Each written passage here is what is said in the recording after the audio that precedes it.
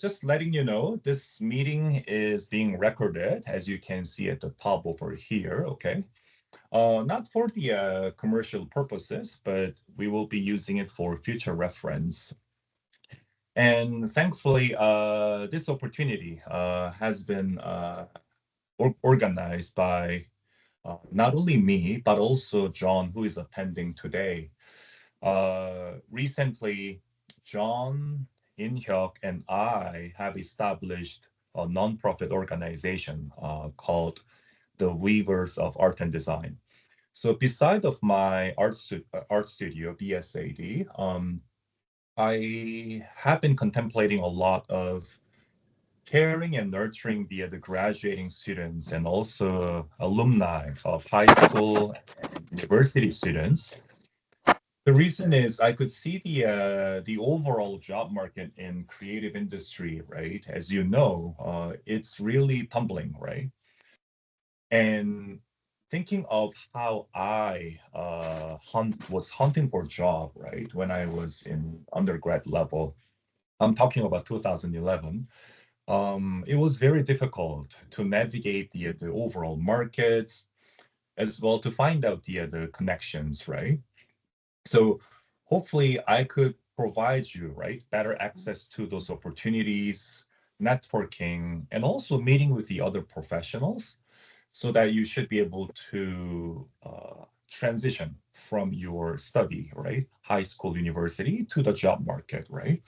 And thankfully today we have Phyllis and Ansel. They both got into University of Waterloo for Architectural Studies program, and they will be happy to offer you and provide you some insights and sharing the portfolio and some question and answer at the end. Okay.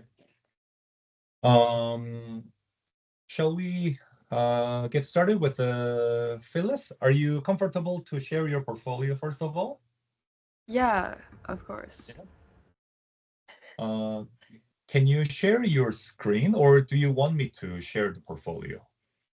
I think it says only you can share. Oh, is that right? Okay, my Yeah. apology. I forgot to set that up.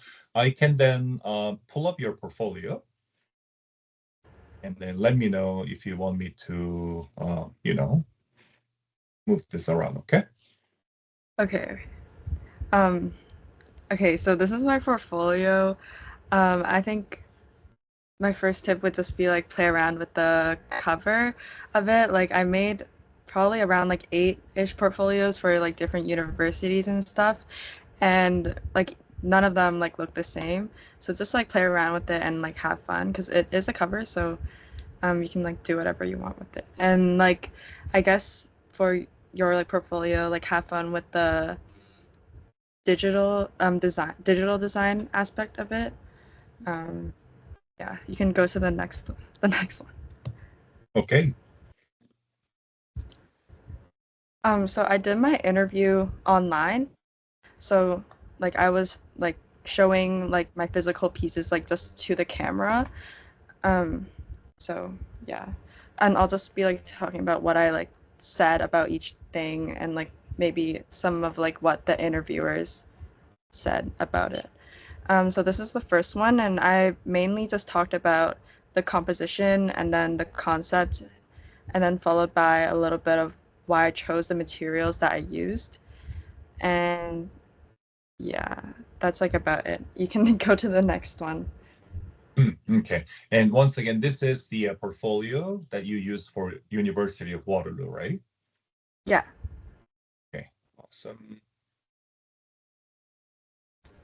So this one, the interviewers really liked this one. I mainly talked about why like choice of material and then the concept, and I talked about what inspired the interior of it. I talked about like natural forms like sourdough and how like other natural spaces are inhabited by inhabited differently, but instead I just like made sort of more of like a story out of this piece because it was one of like Kevin's prompts for us. Um, yeah, you can go to the next one. The next one is just like my process work for this. And during the during the interview, like I had my sketches in like a pile next to me, so I was able to access them like really easily and show it to the camera. Mm. Once again, it's very important to document your process work, guys. The reason is since the COVID, majority of the portfolio submission is now online platform, right? Instructors don't get to see the real 3D work or 2D drawings. So it's once again critical to document all the sketches, drawings, and process work in your portfolio. And I think Phyllis made a decent layout design overall, so it's easy to navigate the information. Yeah, and also like you don't need a lot of text for this because there is an interview, so you can just like talk about your process and your work. This one, the interviewers asked me how I did the perspective of like the fishbowl perspective, and I just told them like I had pieces of paper like on all four sides, and then I drew the guidelines. And then they also really liked the one on the right, which is a close up of one of the handles on the subway, and I dove into a little bit about like the engineering side of architecture and how I'm really interested in that too, and like sort of just the mechanisms that go into each like very simple things. Mm, beautiful. I'll move on to the next slide. Yeah. This one I focused on like the light and shadow.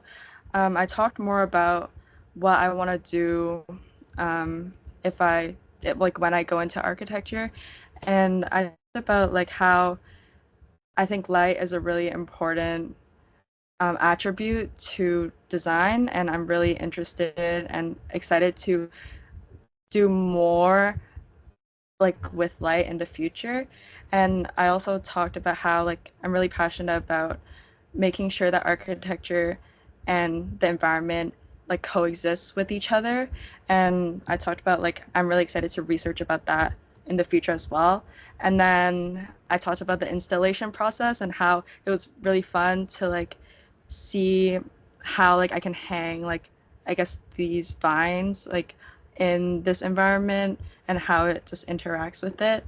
And I also talked about taking photos of it and how it's kind of hard like to take good photos that sort of emulate how this exists in real life.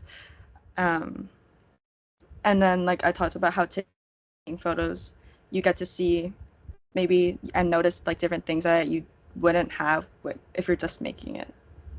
Yeah. Mm, Next. awesome. Right, so let's go on to the next slide. This was a design project, so I talked about what inspired me and then what some like elements of the design. And yeah, move on to the next And, one. and I think this was intended for UBC architecture, Oh right? yeah. This It one was one was of for the product. yeah. Okay. Could you explain me about the source of inspiration a little bit more? The inspiration was from a kiwi and the core of the kiwi. I thought that it kind of looked like fish swimming around the core. So that's where the shape came from, and then I extruded it and sort of curved it to make it a little bit more dynamic. And then you can see that there's like a side um, that's more private and less private, which is like the outside of it. So and then like I don't know if you can see, but there's like the columns of seaweed sort of make it more interactive for the fish. Mm, okay. So this is basically a habitat design for fish, and there's a beautiful organic structure in overall. And I think Phyllis have found very unlikely inspiration, in my opinion, like a kiwi, right? Who would think of the incorporating kiwi for the design like this? And it was a very unexpected source of inspiration, in my opinion. So moving on to next slide. This one was something that I did for school, and during my interview, I had the balloon like in the background so they could like see it like the entire time. Um, Mm, when I showed it to them, I already had taken down the exterior because I planned on doing something for the final exhibition in school, and then I showed them like a sketch of that. So I think like at least for like some of my pieces, like I didn't like I told them like what I would do if I were to do it again, or just like my future plans for the piece because it wasn't really final. I think they really liked the structural aspect of the balloon, and then I talked about like the engineering part and like sort of making it, and then I talked about why I wanted to make it slanted, and then how I combated like making it stand on its own. Yeah. mm. I Okay, would say moving like, on. hmm? Go ahead. I would say that like I wish I did more sketches because I didn't really keep all of my sketches or sketch that much. I sort of just like started doing a lot of things. So, Mm, yeah, so I would say just like sketch more and like make sure to keep your sketches. mm. That's a good feedback too, because we don't, I mean, as an interviewers, we don't really anticipate a masterpiece from your sketchbook, right? Sketchbook is literally a collection of your ideas. So it could be a doodling. It could be a collection of some reference photos. So sketchbook should not be limited to a certain formats of drawing, but it's really open-ended. And this is where you should reveal the whole process, right? So thanks for sharing that. Some photography that I did. I talked a little bit about the one in Rome. I talked about how those are taken like on a global experience trip for music because I want to show them like who I am more of like outside of just architecture. Um, yeah, that's pretty much it for those. It's good to see the different landscapes, right? You can see some cultural reference from this photo, Hong Kong, and also very busy part of the city, Rome with the classical design, and also the Montreal too. So photography, as far as you have a strong concept behind, this should be a good collection of a portfolio too. This one was just something I did for media arts in school. It was related to like identity and Asian stereotypes. So I just talked about the concept behind these photos and as well as like the process of taking them. I was experimenting with like shutter speed and that type of stuff. So you had a DSLR in order to execute them, right? Yeah, it was, I borrowed it from the school. Awesome, good, good. Another piece that I did, I just mainly talked about the concept behind it. It was for school. Basically, the prompt craftswoman's crafts aimed to like basically we just have to do something related to women's crafts, like traditional women's crafts, like maybe pottery or something to do with like fabric. So I used clay to sort of make a traditionally like a car that's sort of more traditionally related to like masculinity, and then like covered it with a woman's craft, which is clay that sort of emulated fabric, which is also another woman's crafts. Okay. So there should be a clear conceptual direction behind your work, as you can just see. This one, I really focused on like my takeaways and like what I learned from this exercise. I did this during my Hong Kong University summer program.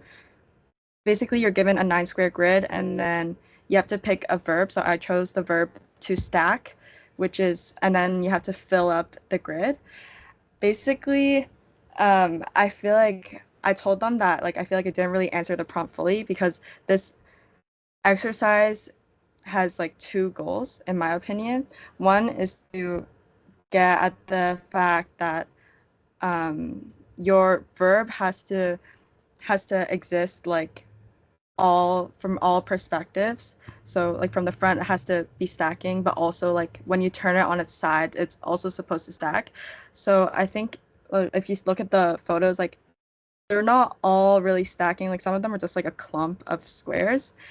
Mhm. Um, yeah, and then so that was the first thing that I learned, and then the second thing that I learned was that the grid is technically your site. So without the grid, like the grid has to do something for the stuff that's inside it. So without the grid, um, is the thing the same? So I'll explain again. Like if I take away the grid, the things inside are still stacking. So the grid isn't really doing anything for like the design itself. And I tried to combat that by like stacking the thing around one of the columns. But still, if you take away the grid, it doesn't really do anything. So I told them like if I were to do this again, I would probably choose a different verb, like maybe to expand. And if you can imagine, it can sort of like the grid itself is like a bubble. If you can imagine, like it's sort of like and whatever. I showed them a sketch, and then I think they really liked that response because it shows that like I'm able to evolve and think of different ideas. Mm. And it's a great open-ended exercise, in my opinion, which I usually call contemporary exercise. If you look at the traditional architecture, you get to see certain mathematical principles. You always get to see Gothic, Romanesque design in certain format and principle because they had a strong belief in mathematical division when it came to the architecture design. But in contemporary design, it's open-ended. But at the same time, there should be a very minimum level of a framework, which I think it's a 9 square grid, very minimum framework that's given to Phyllis, and she experimented within that framework. Excellent job, Phyllis. This one was also intended for UBC's portfolio. I talked about my concept behind it. So going back to like the food, I was like, this is inspired by sourdough, and my main concept was that like I want my buildings to be able to accommodate to different communities like in the past or the future, and I think a good designer should be able to sort of like in a way predict how people will use a space either in the future or the present. um, and then I also like I just want my designs to be able to adapt, and then as well in the bottom left picture I sort of try to use light to make shadows that emulate water, just to use light as well, a part of my design. Awesome. What was the restriction from UBC prompt again? I think it was just you have to use 3 sheets of paper. Hmm. Just a three Oh, sheets of a no, plain no paper, right? glue. Yeah, yeah, and no glue or tape. Like only had to Right. cut, I think. Right. So that was a restriction from that prompt. You weren't able to use, let's say, glue or other technical mediums. You had a very open-ended prompt of, once again, similar to contemporary exercise that she has done from Hong Kong, right? So here's another UBC prompt. Likely this will change for this year. Every year they change this prompt, but just for your reference, for those of you who will be applying to UBC, I hope this gives you some insight. This one was more of a technical piece. It sort of has like the same concept as the one above about just how like a space transforms and grows with time and with different people. You can go to the And last one. okay. These are just like final sketches and other things. I didn't have time to talk about this because I ran out of time. And then in the end, they just asked like if I had any questions for them. And I didn't really at that time, so I just asked about the co-op program. But like you should probably have a few questions on your Mm, mind for them. And also, mm, I completely forgot to prepare my answer to tell me about yourself, so it caught me a little bit off guard. So just yeah. mm. Okay. How long was the interview, Phyllis? Um, I forget. I think it was 15 minutes. Usually 10 to 15 minutes, right? Yeah. Okay. All right. Um, Would that be all from you or anything you want to add? just like a few tips for like the interview process. I mean, not a really I'm not a really confident person, so what helped me was like under each like slide, I had like things that I wanted to say, and then I just practiced that like over and over until I didn't need the sort of like guideline, and then Mm, it was really smooth. Just like practice a lot because the first time I like said it like out loud, it was really awkward and I was like talking about a lot of random stuff. So just like make sure to keep like everything you're saying really concise. mm. And yeah. Awesome. Awesome. Well, thank you very much. I really appreciate it. Thank you so much for sharing all this portfolio and interview tips. Okay, let's move on. So here's the Phyllis portfolio. Let's take a look at Ansel, who once again who got into University of Waterloo Architectural Studies. Enzo, are you ready to go? Yes. Yeah, okay, let's get started. All right. Um, so I think first of all, I have to thank Kevin because I don't think um either of us could have done as well as we did without Kevin. And as Oh, you can thank see, you. two people applied and two people got in, so he has like 100% win rate at this point. I'm Um, so happy for you guys. so this is my portfolio. You'll notice that a lot of the pieces in my portfolio are sketches. And that's because I think you need to keep your sketches. So what I did was I used Canva, and Canva has this function called background remover, which I thought was really, really helpful because when you take pictures of your sketchbook work, you remove the background, it basically just leaves your sketches, which creates basically the effect that you're seeing right now, which looks like you drew on the slide. And I think Mm, the interviewers really like that as well because it creates this kind of like rawness to it.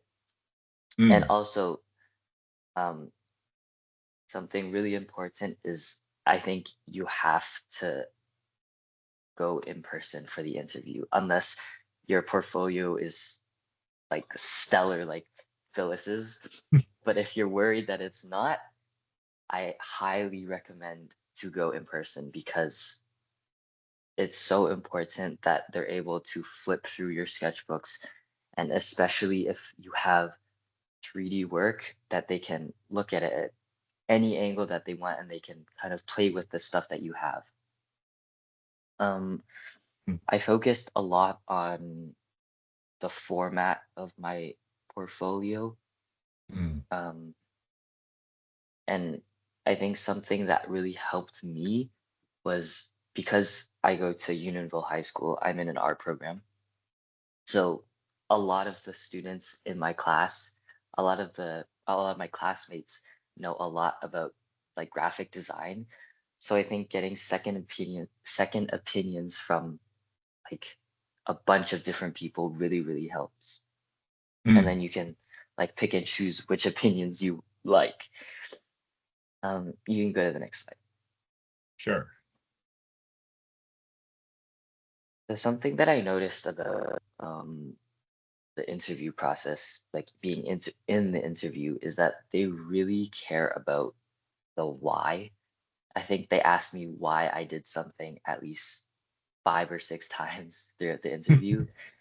So I think that's what makes the last 2 or 3 months really, really important because you need to be able to know for sure what exactly your piece is about and be able to explain it very, very clearly in the very limited time that you have with the interviewers. Like it is only 15 minutes to explain what, like 16, 17 pieces.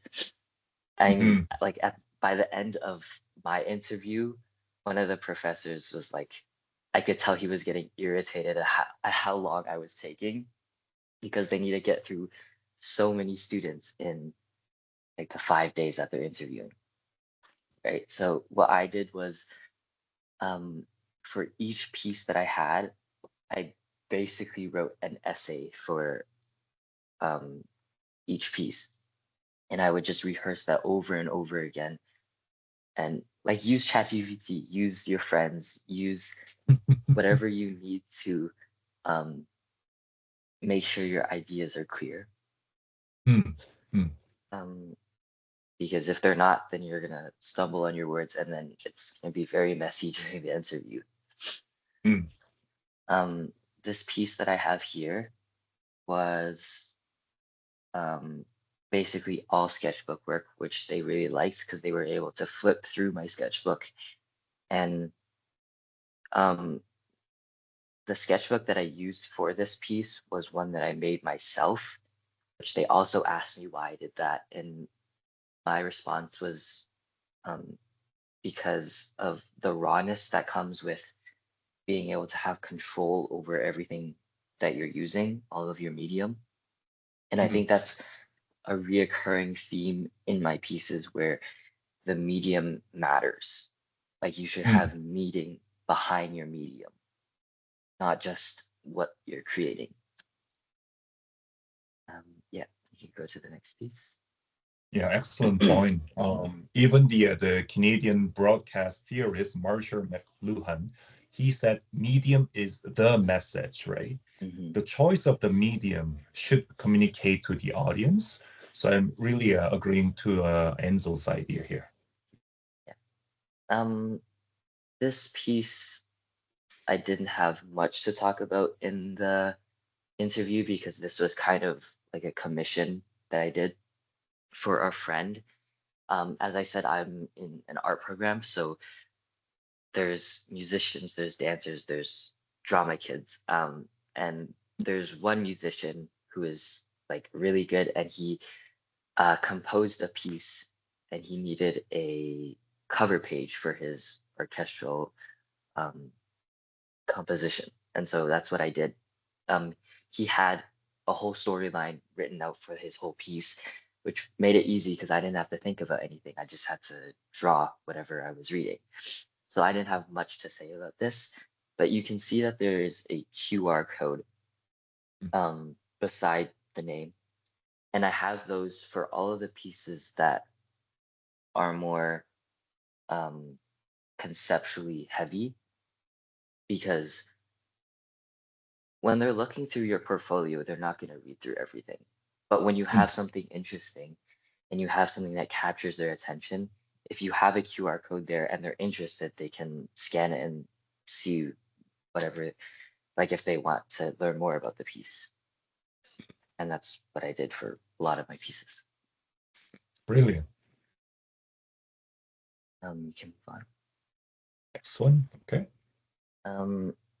This piece, so the piece itself is the thing on the left.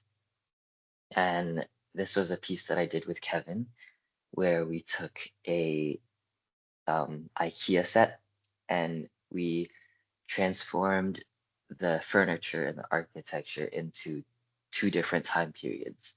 One of them was Bauhaus and one of them was Baroque, which, to be honest, before learning with Kevin, I didn't know that much about like art history, and I still don't know as much as I want to. But just being with Kevin for like the 2 years, I think I learned a lot about it, which is really, really important because knowing art history and knowing architectural history makes you kind of look like you know what you're doing.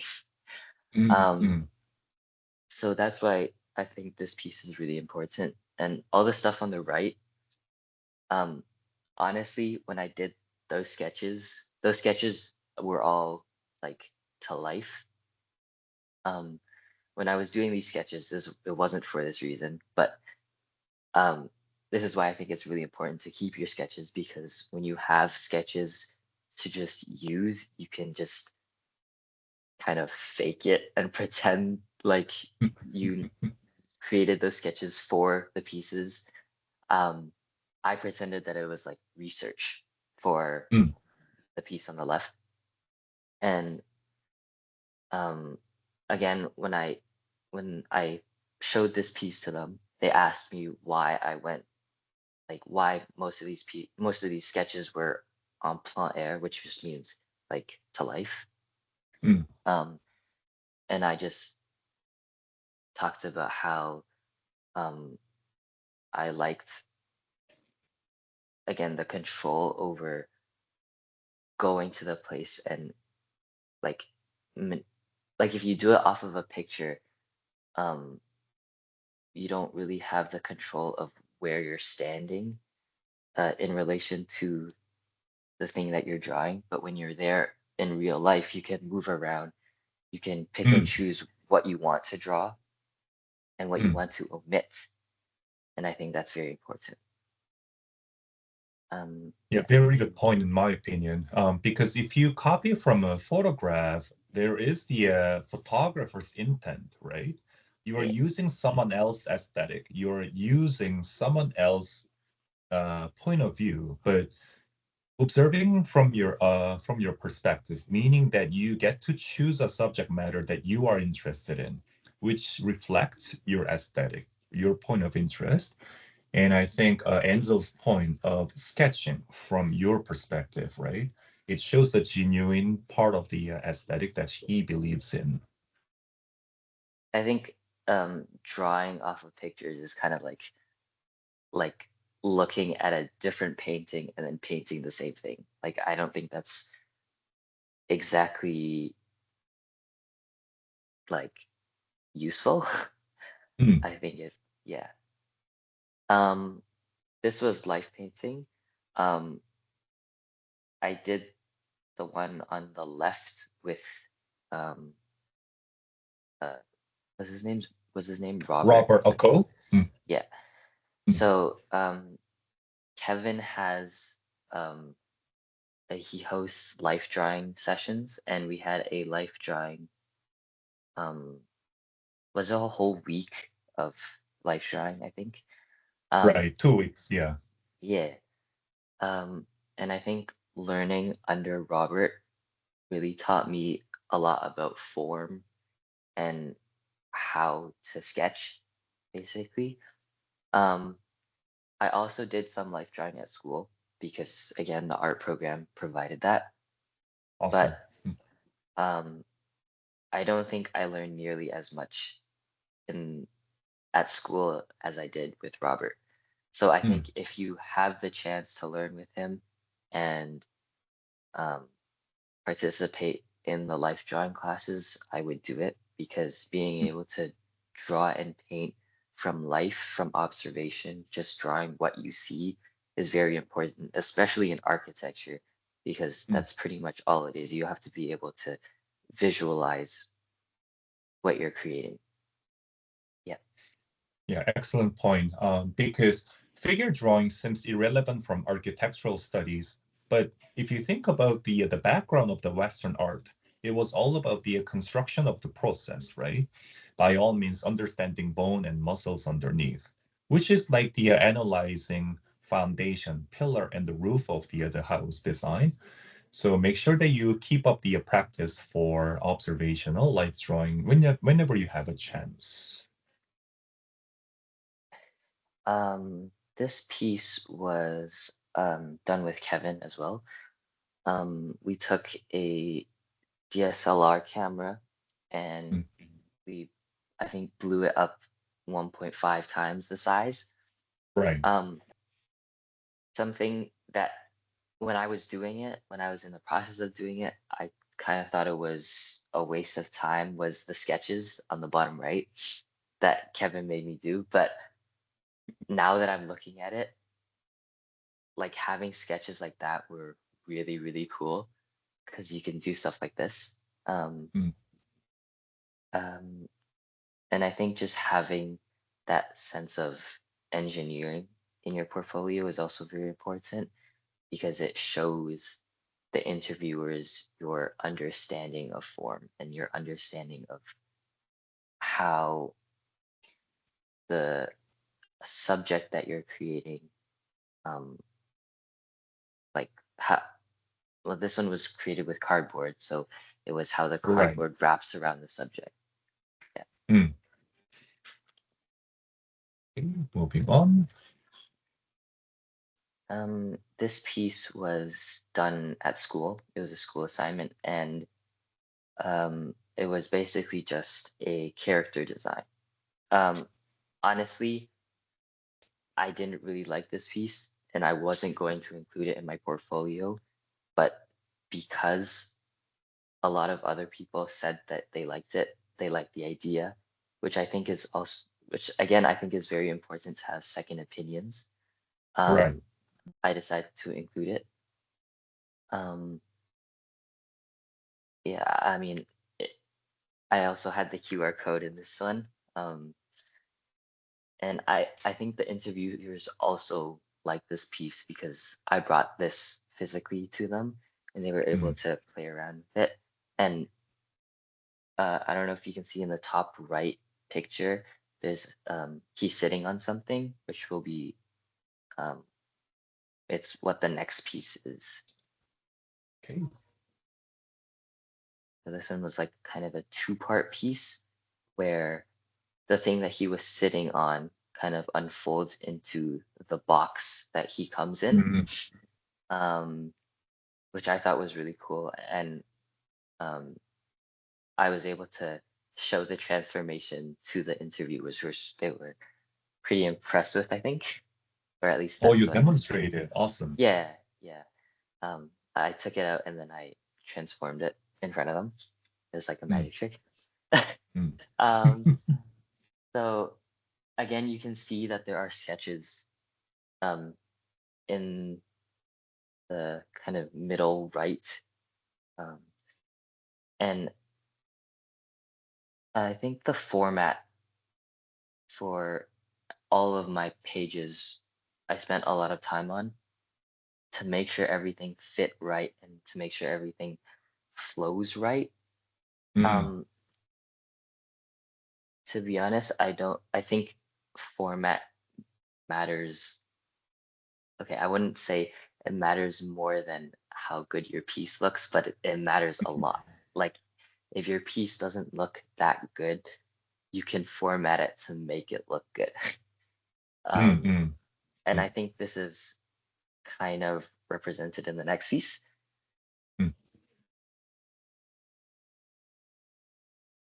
So this piece, what it looks like is in the middle row, the top picture. That's what it looks like. This was a piece that I did with Kevin, and it was a community center design, taken inspiration from an onion, Mm. um, which uh, I got inspiration from when the Sydney Opera House used an orange as inspiration. Mm. And just like how Phyllis used, what was it, sourdough and what was the other thing? Lighting. Um, yeah, or a kiwi. It was a kiwi. Yeah.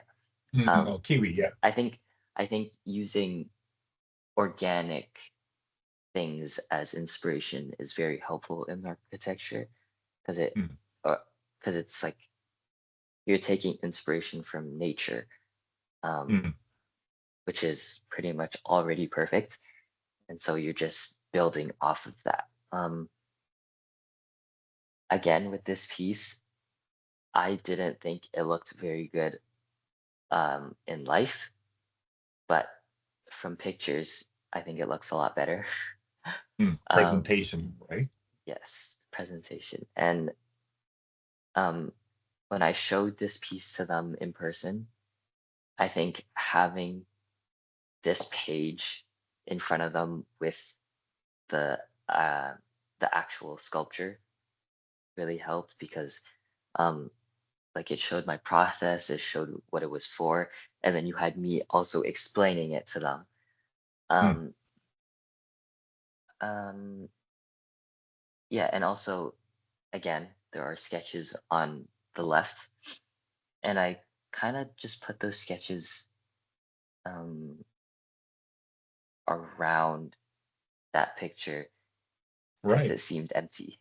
But Mm, I think it worked really well mm, because it's kind of abstract, but it's also like I can explain what each sketch was, and I had the sketches on hand for the professors to see. mm, To mm, be honest, I don't think the sketches that you put on your portfolio, like on the slides, are that helpful. It just shows that you did the process work, but the sketches that you have on hand that you can show to the professors that they can flip through and that you can explain are a lot more helpful. mm, mm. Totally.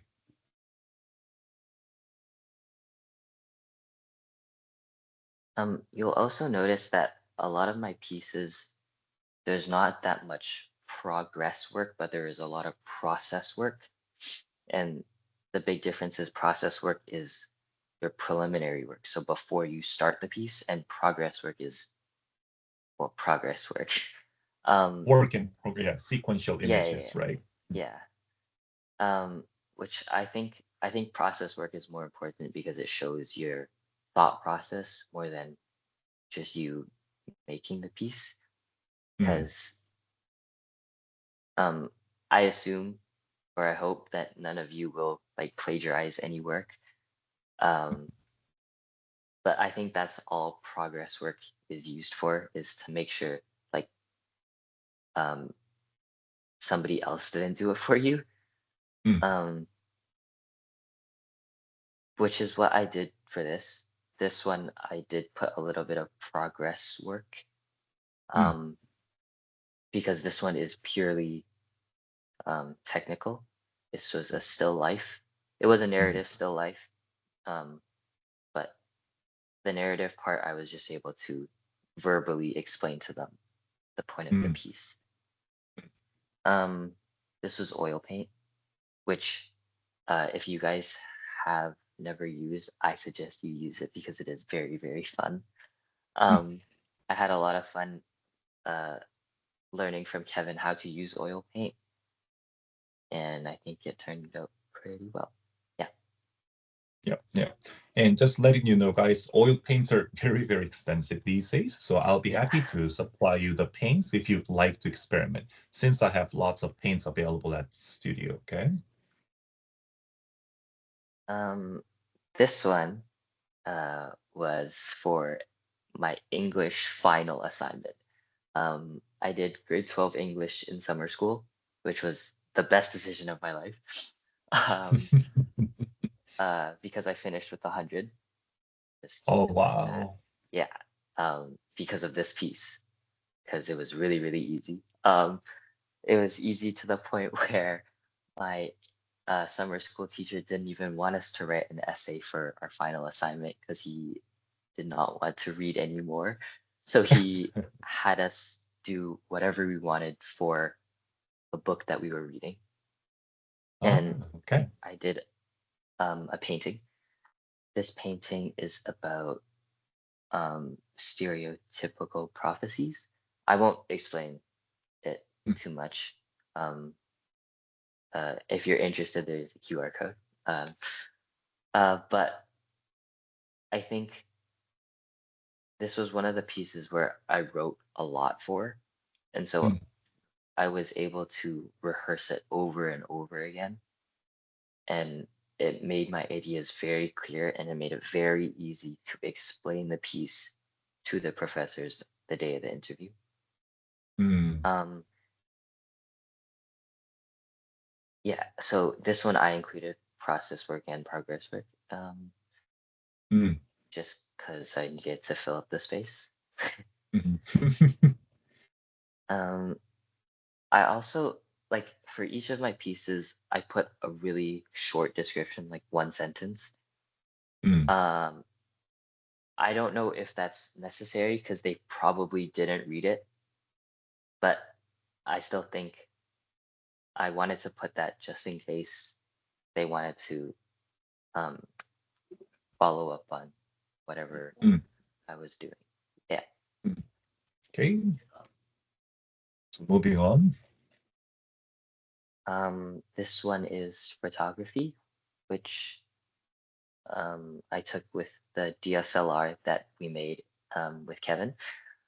Um, I think with um, photography, you need a very strong conceptual um, path because if you're just taking pictures, if you're just doing like street photography or if you're just taking pictures of whatever you see, if you don't have a meaning behind it, you can't talk that much about it.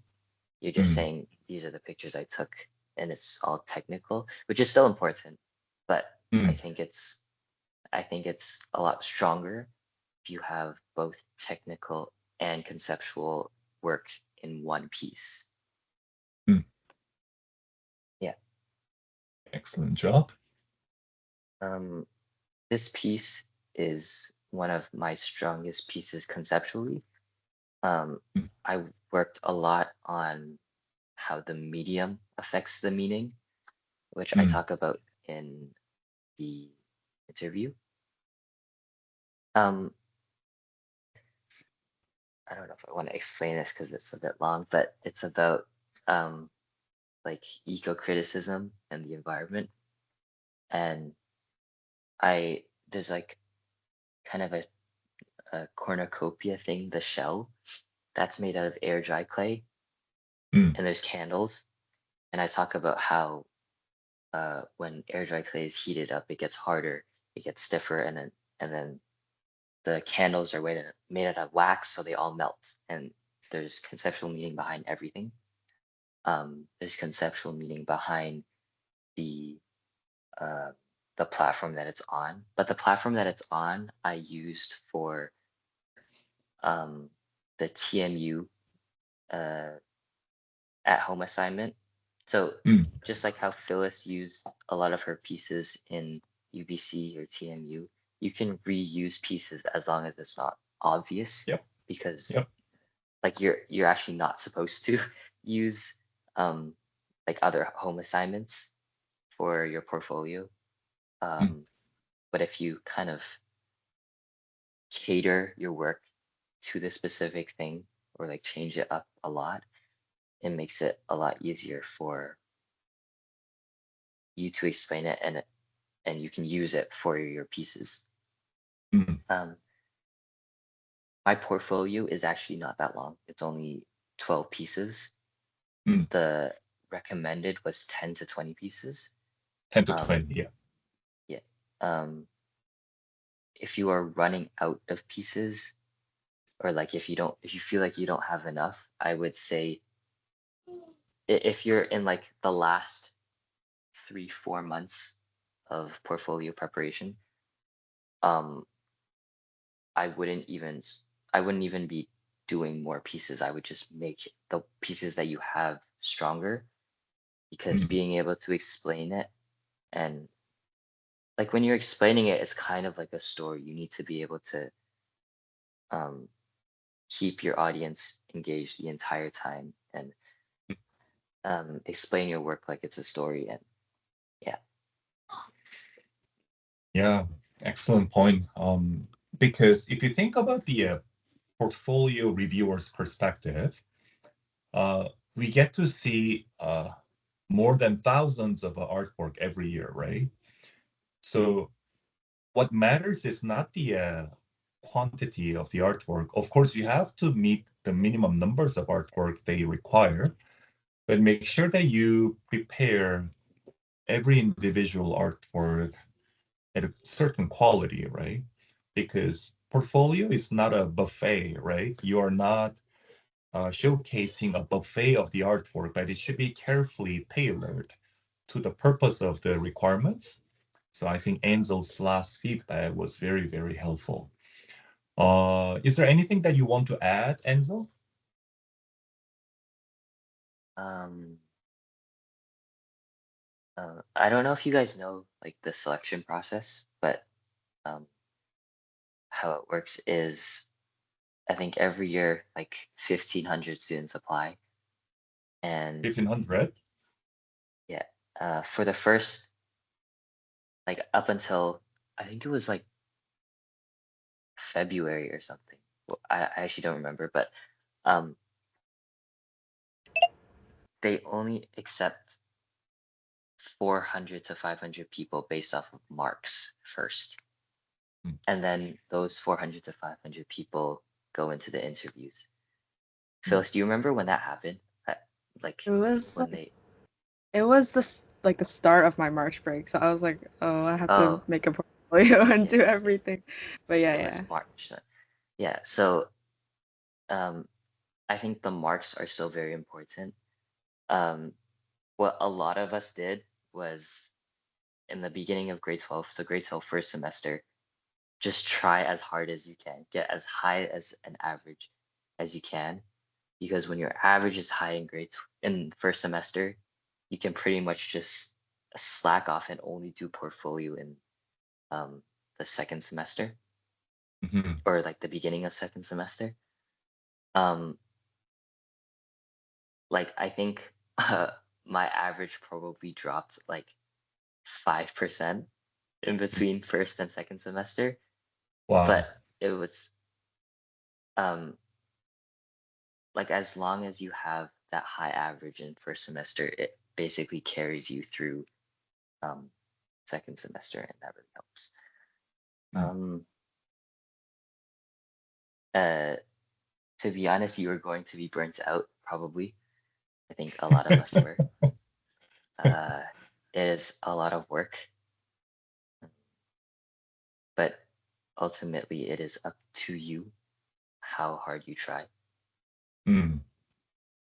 That'll be reflected on whether or not you get in. Mm. And I recall at the end, the University of Waterloo selected only 75 students out of 1,500, right?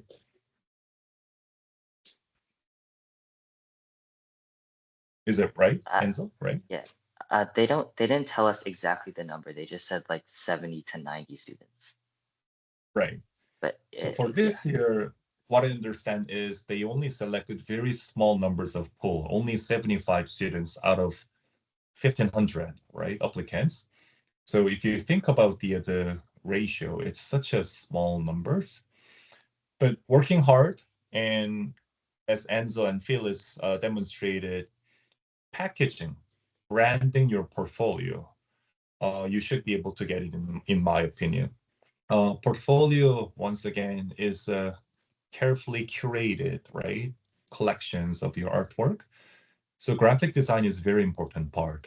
Visually speaking, it should be pleasing, easy to navigate, legible, right? Which we are going to talk about eventually in December and January next year. Um, both of you demonstrated beautiful quality in the portfolio, and I'm really thankful for having you guys here. Um, I guess it's 10:54 already. Let's move on to the questionnaire, okay?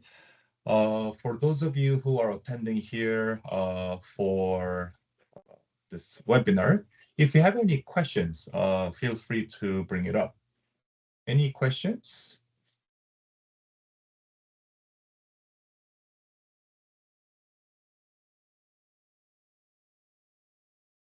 If you don't mind, turn on your camera, put up your hands, and let us know if you have any questions.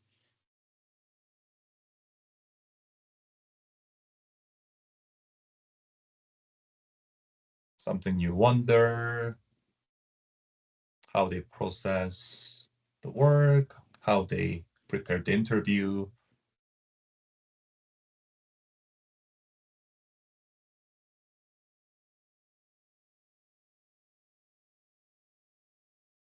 I actually have a question to two of you.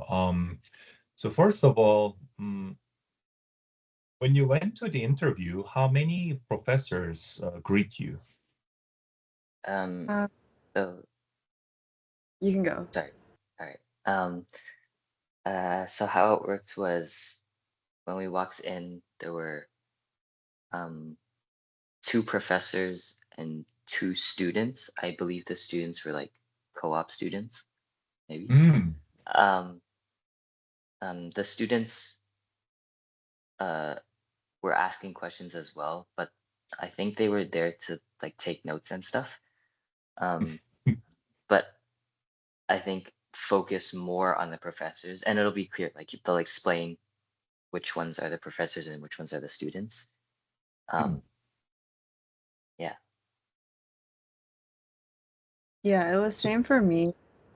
mm, But the students during my interview like didn't say anything at all, and it was mostly just the professor like talking to me.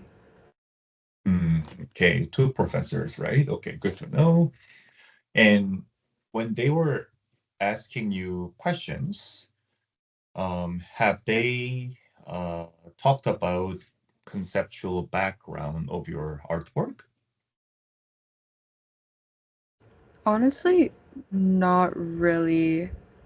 Like they mostly just asked me like how I did something and not really why, but I think that might be because I like explained why yeah, in my yeah. explanation. I think the way it worked was you explained your conceptual meaning behind your piece, and then they asked questions. So um, I think for me, they asked a few questions about my meaning Mm, if it wasn't clear to them. Um, but then the rest was just why you did this, why you did that. mm, mm. So mostly asking you the motif of the artwork. And I think that's also because they would like to determine whether the artwork was fully done by yourself or stolen from the internet. Just by talking about the motif of the artwork, you should be able to transparently reveal what process that you have taken, how you complete it, right? Another thing was that uh, when I got to the campus and I was walking Mm, around, I think something very important is to look at the students' work. mm, There's a gallery and there's like work all around the walls. And mm, the reason why I looked at it is because what the students are doing is what the professors are teaching. And mm, so mm, the professors will probably ask questions about that. The students were doing something about um, indigenous stuff. And so um, it kind of worked really well for me because the professor did ask me about some of my work and how it relates to indigenous communities and how it um, uh, kind of accounts for them. mm, mm. Yeah. I think it's a very important point. As you know, Education Board in Ontario, they have been implementing the Indigenous education, right? First Nation history, which is dark side of the Canadian history, but you have to know what had happened in the past under the Justin Trudeau's regime, right? So not only the architecture, but also in graphic design, illustration, we have been talking about the First Nation Indigenous practices in our studio as well. Uh, for those of you who attended classes last year, I'm pretty sure you remember those. So I think this could be a good researching material for those of you who will be applying to University of Waterloo, right? Something that has accounting onto the indigenous knowledges, history, and yeah, I think that could be a good research material. We've got a question from Samuel in the chatting. He says, how much effort does one need in order to make a portfolio as detailed and perfect as Ansel and Phyllis? How Um, long does it take to acquire skills? What is one advice you would like give to someone who has a lot of self-doubt because I don't know if I could ever reach your levels? s- okay, honestly, I don't think you need to compare yourself to Mm, anyone. Um, maybe after you get in. But um, how much effort? I think just do the best that you can and maybe a little bit more. Um, if you're learning under Kevin, I think it helps a lot because the way he teaches will help you figure out what the interviewers need and what they're looking for. And I think it just learning under Kevin for the 2 years made my technique that much better. And when your technique is better, it makes you more able to um, create your conceptual ideas more efficiently and more effectively. Mhm, mhm. And Phyllis, Yeah. would you like to answer to the question? Yeah, I guess like learning under Kevin, I learned a lot of like technical skills because I never really learned art before. So like he taught me a lot just in terms of like technical stuff, but then he also helped me refine like my ideas. And honestly, like just show like how sincere you are about this Mm, subject. Because I think if your sincerity shows like in your interview, in your writing, and your portfolio, like you'll be okay. I think mm, passion, if you have passion, you should be able to go very far. Um, Mm. Another thing is mm, when you're looking at um, other people applying to the same program, don't treat them as competition. Treat them mm, as resources to peer edit your work or to learn from them. I think for me, being in the art program, having so many other students that do art, I learned a lot more from them than I did from my teachers. mm, mm. Yeah, very good point. Passion and sincerity, right? So that you should be able to talk about your artwork more with the confidence, right? Mm. We got another question from Curtis. Thanks for sharing. It's a self-learning process. Other than the portfolio, there is a Prezi. As you guys know, there's an English test for University of Waterloo. Tracy, Is it hard, and how do I prepare for it? What courses did Ansel and um, Phyllis take in grade 12? the Um, English précis is basically they give you an essay or like a reading, and you're Mm, just summarizing it. You're just rewriting it in your own words. mm, Um, I you would have to write say, it by hand, which oh is yeah, a little my bit, hand was like, yeah. um, they give you 2 hours, which is honestly like a lot of time because mm, you're able to like read it and really, I would say, just understand the article that they give you. I think it's like four-ish pages. mm, Something that like the way I approached it was I just read it and then sort of like got the gist and then I like summarized each paragraph and then from those like summary notes of each paragraph I like found the meaning and also like I don't know how much they really look into it but like making sure like your notes are really organized and to show like the way you think through Oh, like note taking.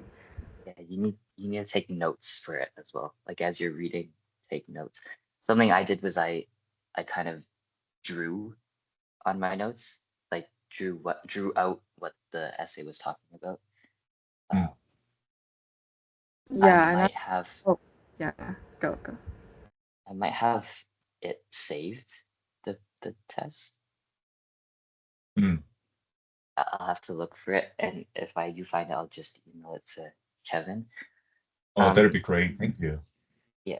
Um, uh, I think you can probably use ChatGPT just to Mm, like um read through what is written and like kind of dumb it down a little bit.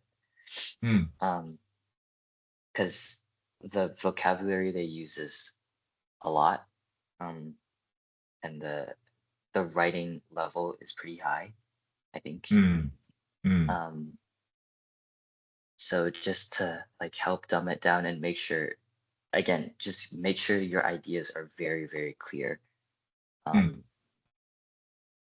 As long Yeah, as you have that, then it should be fine. I think like the vocabulary you use in your summary doesn't have to be like really fancy, or like the sentence structure doesn't have to be really fancy, as long as the idea is clear. And before you start writing, like make sure you have a really, really good structure. Like I probably spent around 15 to 20 minutes on the structure of it, which made it really easy to just like start writing, because I didn't have to think about what goes where, or like start rearranging things when I'm like in the middle of the essay.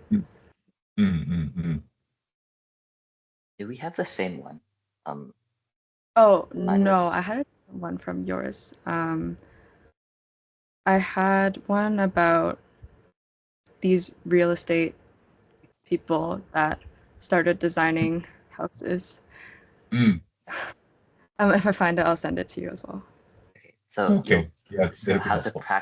how to practice would be like now you have two.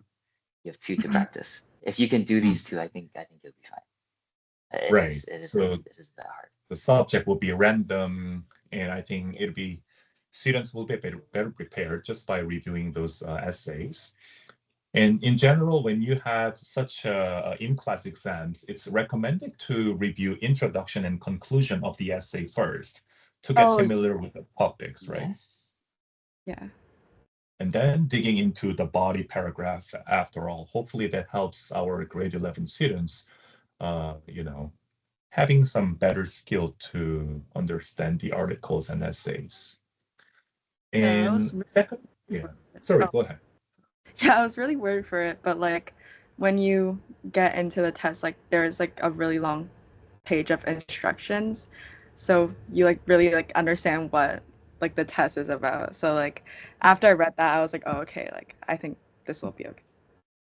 Like Okay, okay. just don't get intimidated by it. Like Yeah. you're literally just summarizing it. It's Yeah. Mm, mm. yeah. And Curtis' Um second question was, what courses did you guys take in grade 12? What did you guys take? I took AP Physics Mm, in grade 11, so that was one that I got out of the way. And then in grade 12, I took AP English, AP Calc, um, AP Calc, and then hold on, AP Bio and Chem, as well um, as well as art, but it was like the extension art, I think. And mm. oh, AP Econ. What was the last one again? Economy? Yeah. Mm, okay. What yeah. about you, So Ansel? What did you take? um I didn't take any AP courses because I'm not that smart. But I took so the required courses are physics, advanced functions, and calculus. So you Mm, have to have those three. Um, and then I took English in the summer. mm. Um, and then I'm in the art program, so I have art every semester, so two art courses. Visual arts, right? No, just two Oh, okay. visual art courses. Mm, Um, and then the rest was in second semester where I just took booster courses, which you will need. Just take really, really easy courses. I would say uh, ask the year improve above more. you. Mm, Yeah, just ask the year above you which courses are like mind numbing as much as they mm, can be. I took mm. Earth and Space and Health and Nutrition. Uh, Okay. yeah, Health and so nutrition. And what was the first one again? Earth and Space. First and space. What is it? Earth and Space. Oh, earth and space. Okay, sorry. Yeah. Okay. So as And far as they are physics, U or M course, you can take them, right? yeah. Okay. Any other question, guys? I know time is a bit over, but if you have any maybe final couple of questions, let us know. I think Cadence is typing at the moment. If you have any other questions. Do you think taking a class as summer school or e-learn affects how they view the grade? Good Um, question. for most of Waterloo, probably, like for engineering, probably. Um, I don't think it's that big of a deal for architecture. Mm, Like mm, for engineering for sure, for health for mm, sure. Um, but I wasn't going into that because I didn't even mm, take chem. uh, but um, I think if it's a course that you're not sure that you'll do very well on in um, in at your school, then mm. take it in the summer. Oh yeah, summer school, like it is kind of a pain because like everything's really fast paced, but like you end up getting a pretty good grade at the end. Yeah. Very intensive, right? Yeah. Let's see. Karen, you have a question, right? I Oh think your God. microphone is muted. Is our average. Okay. So I think at the beginning of, or at the end of first semester, my top six that I was using, my average was 98. And then by the end of second semester, so by the time I graduated, it went down to like 92. Okay. That's an amazing number, by the way, Ansel. I've never imagined getting 98 in my lifetime, but you're amazing. I'm Phyllis, not are you sure. comfortable to share your average too? Oh yeah. I'm not sure which courses what were in my top six, but I think it was probably like a 94 or 95. And Oh my then God. I ended the year with like a 93. Wow. Okay. But that's still amazing. 94. Okay. So since the level of competition is really high, if you guys could prepare your academic as high as possible, that'd be great. For Yes. U of T, architectural studies, it's okay, right? If you get lower than 90, that's totally fine. TMU, as far as you can maintain your average somewhere close to 85, that'll be fine. But particularly for University of Waterloo, you may want to maintain your academic as high as possible, since they only select 75 students out of the 1,500, right? So highly recommend it. Karen, your question is what other programs, you credit programs, I think, did you apply, or university programs did you apply other than architecture? I applied to engineering as well as medical science at Western.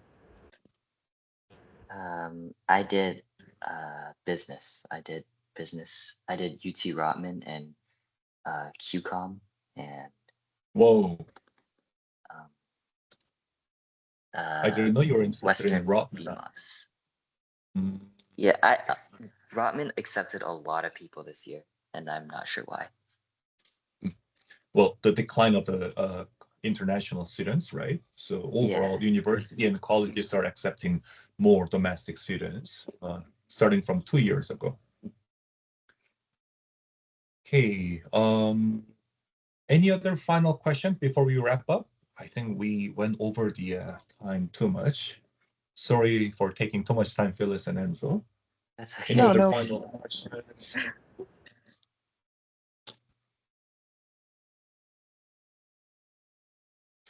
All right, so I think that's about it. Thank you, Phyllis and Ansel, once again, for your wonderful presentation. I really, really appreciate your time. I'll prepare the compensation for you guys, and we'll let you know once it's ready. Okay. Okay. Yeah. Thank Thank you. you. Alrighty. So this recording will be shared within the this party. Once again, not to public, right? So if you have any additional questions, feel free to send me email so that I can answer you those questions. Okay. All right. Thank you guys, and see you guys later. And Phyllis, Ansel, have a good summer. And for those of you Good who'll be luck, coming guys. back next week, see you at the city. Okay. Good luck. You got this. Bye. Oh, You got our this, guys. socials, our Instagram. Oh, Sure. Instagram. Okay. Maybe you guys can type in, if you don't mind. Yeah, type in the chatting. Yeah, Instagram. I think that's what he meant by. I don't know if Phyllis and Ansel have been uploading their artwork on Instagram, but